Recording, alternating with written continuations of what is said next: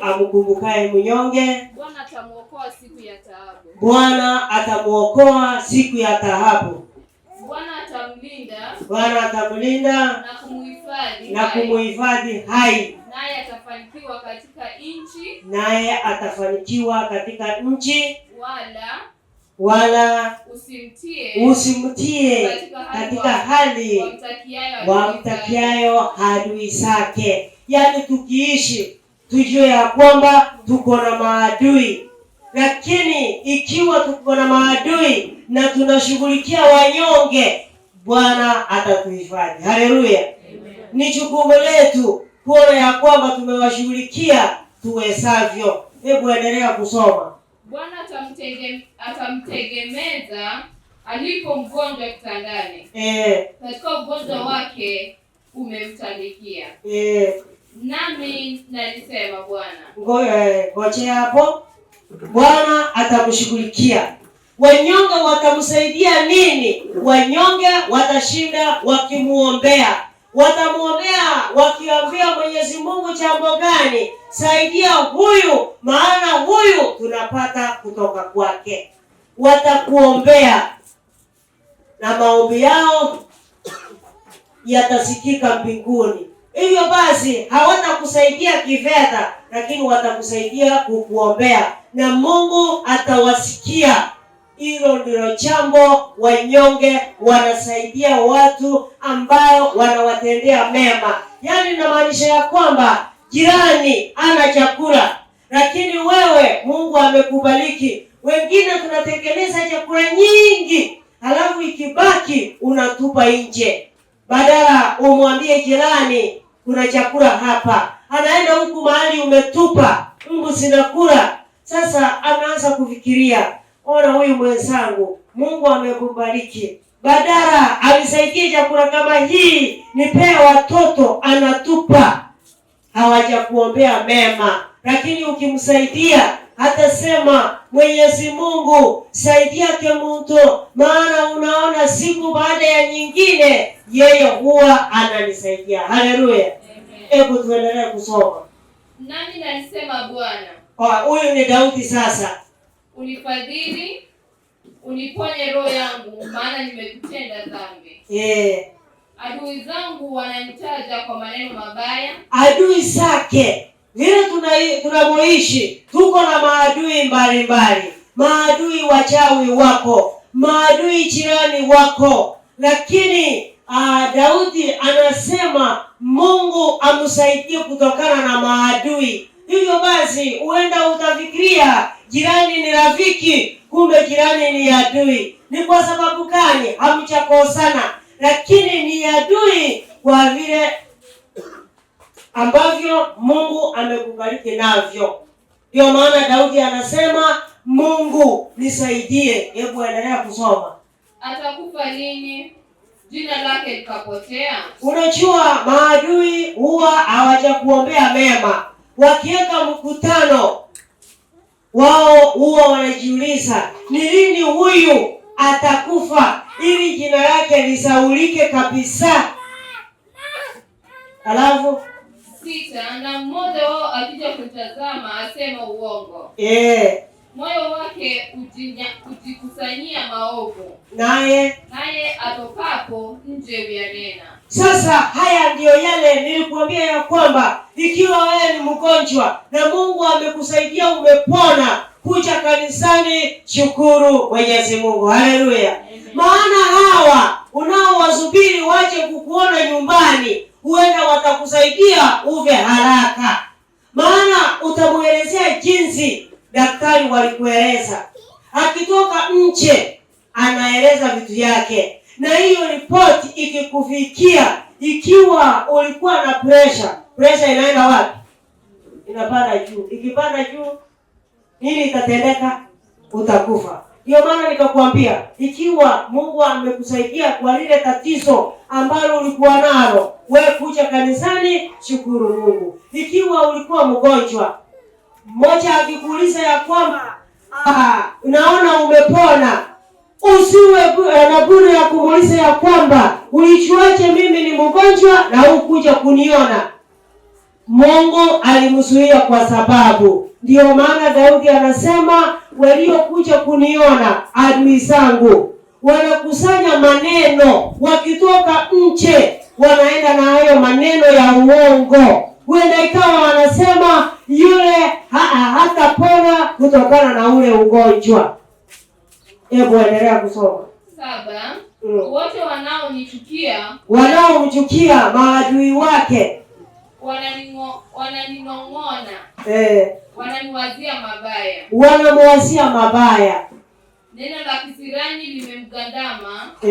Na iwapo amelala hatasimama tena. Yule hata ingawa alitudanganya ya kwamba aliambiwa ni TB, ile sio TB, yani tuberculosis, ile ni ukimwi. Hata simama kutoka huko mahali amelala. Sasa wamekuja, wamekuona, wamekufariji, wamekuambia ya kwamba Mungu yu nawe, utapona, lakini wakitoka nje wanasema yule hatapona. Akina kuambia, na akisikia umbwa ikilia anasema sikiza, sinimwambia hatapona, sikiza. Hiyo wewe ikawa ni nduru. Yaani wanakuashia mabaya, hawana raha na wewe. Maana Biblia ilisema wamekusanyika, wanaongea juu yangu, wanauliza ni lini huyu atakufa, ili jina lake lisaulike kabisa. Ukisoma verse 9, soma verse 9. Msiri wangu tena, msiri wa mtu, rafiki ya mtu, yule wa ndani, yule hawezi kula kitu bila huyu rafiki. Naye anafanya nini? Aliyemtumaini Daudi, aliyekula chakula changu, waliyekuwa wakila chakula pamoja, meza moja, sahani moja. Ameniinulia kisigino chake. Yaani hamkumbuki tena. Sijui kama mshaiona mtu wakiwa marafiki, lakini ikifika wakati wa shida rafiki anatoroka. Rafiki ni mgonjwa, aliyekuwa rafiki yake sana, ukimuuliza mama nani, yule Cheni amepona, anakujibu ya kwamba ikiwa unataka kujua hali ya Cheni, nendeni kwa mlango wake ukajue hali yake. Na anazidi kukuuliza, si wewe ulikuwa rafiki ya Cheni sana, Cheni alikuwa hali kitu pia wewe. Anakuambia na wewe pia nendeni ukawe rafiki yake. Hata marafiki, hata rafiki yangu ameninulia kisomo, anitaki, hanichui. Huyu ni Daudi. Alafu baadaye kuna maombi Daudi anaomba. Verse 10. Lakini wewe Bwana unifadhili, uniinue nipate kuwalipa. Kwa neno hili nimejua ya kuwa wapendezwa nami, kwa kuwa adui yangu asimangi kwa kunishinda. Verse 12. Nami katika ukamilifu wangu umenitegemeza, umeniweka mbele za uso wako milele.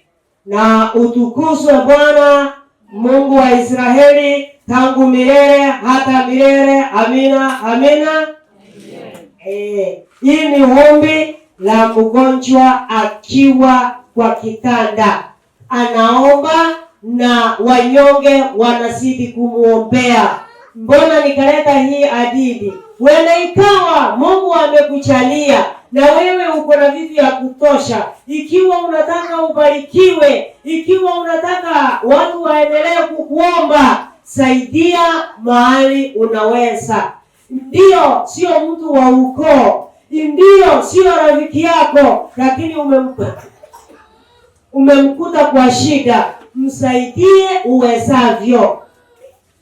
Ndio maana huko Ushago sisi wakati wa women ministry huwa tunakusanya nguo, viatu, tunaweka pamoja, halafu tunasaidia wengine. Sijui kama nyinyi mnafanya hivyo ama hapa nitao kila mtu anajitegemea. Nyinyi mnafanya namna gani? Mnafanya hivyo?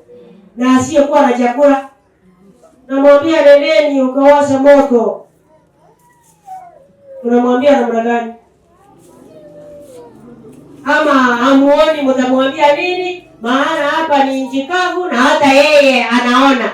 Maana Mombasa ni moja, kama ni choto kiwango ni kile kile. Mungu atusaidie na sisi tukiwa hai tusaidie wengine ili wawe baraka kwetu sisi. Kuna baadhi ya watu walio na huruma, lakini huruma ya kuangalia na kuacha tu, kama yule mtu Murawi yule kuna yule kijana alikuwa anateremka kutoka Jerusalem kwenda Jericho, akakutana na wauni wakampiga. Kuhani akapita, akaangalia kwa umbali, akashangaa, akasema, na hao wauni kweli ni wabaya, mbona wakampiga hivi? Aliwafanyia nini hivi? Hii bahati mbaya. Lakini pepo lisinifuate, maana sio mimi nililolitenda hili jambo. Kuhani anafanya kazi wapi? Kuhani wanafanya kazi wapi? Kanisani, hekaluni.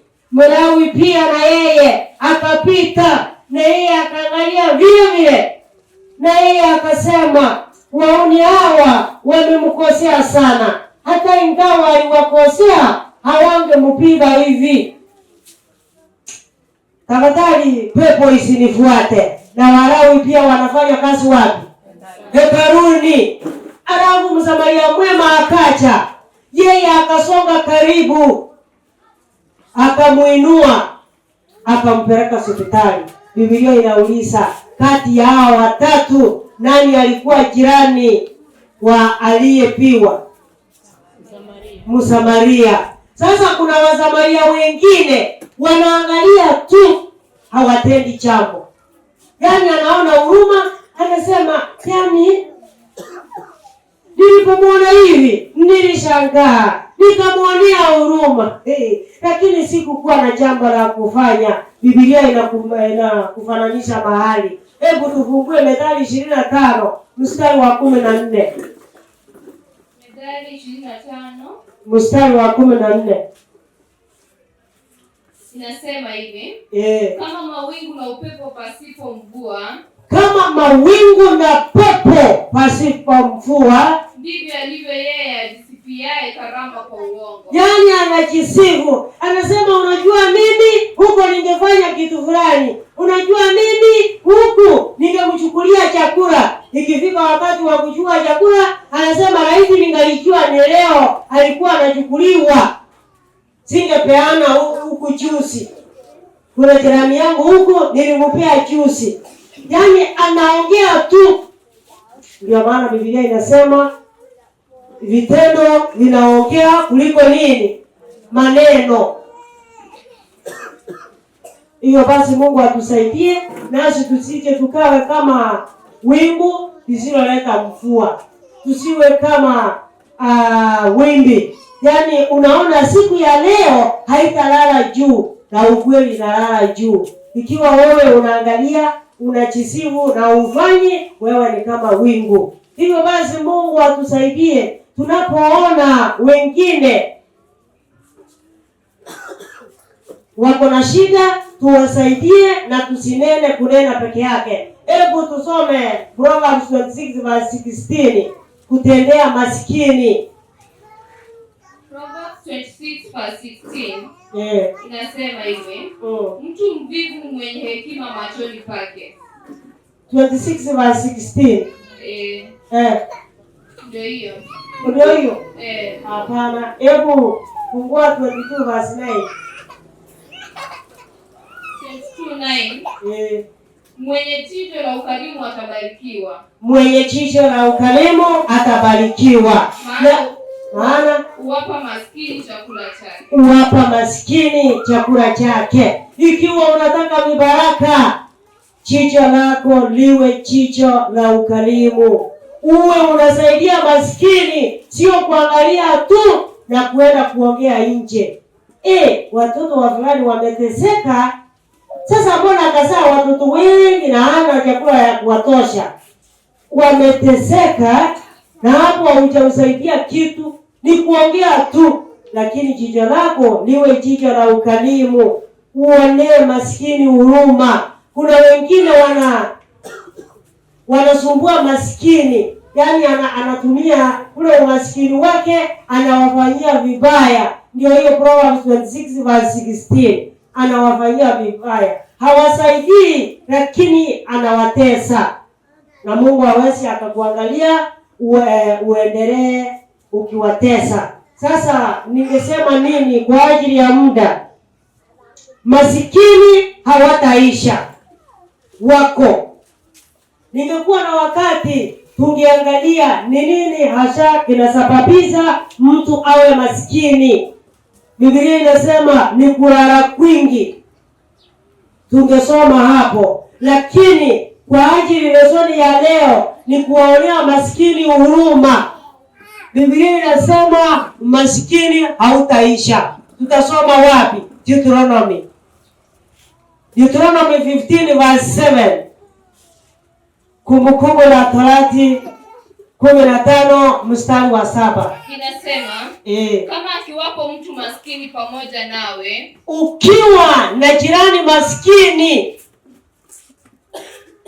nduguzo mmoja wapo ndani ya malango yako moja wapo katika nchi yako akupayo Bwana Mungu wako, usifanye moyo wako kuwa mgumu, wala usimfumbie mkono wako nduguyo maskini. Usifanye moyo wako mgumu, msaidie uwezavyo, msaidie kifedha. Wenda ikawa uko na ndugu yako nyumbani ambaye hajiwezi, watoto wake ni werevu kiasi, usishinde ukisema ya kwamba hao watoto wakati alikuwa akizaa sikukua, haukukua na haingekuwa vizuri ukiwa huku, ndio maana ukawa hapa. Wewe saidia mahali unaweza, ingiza mkono na Mungu wa rehema atakubariki.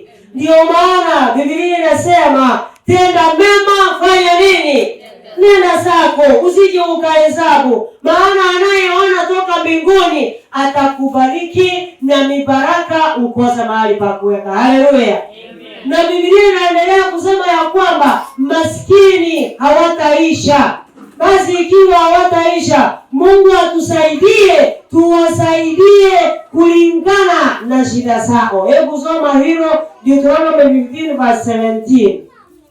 15:17 inasema hivi: ndipo utoe umma, upenyeze katika sikio lake, uingie katika ubao wa mlango, naye atakuwa mtumishi wako milele, na kichakazi chako naye mfanye vivyo.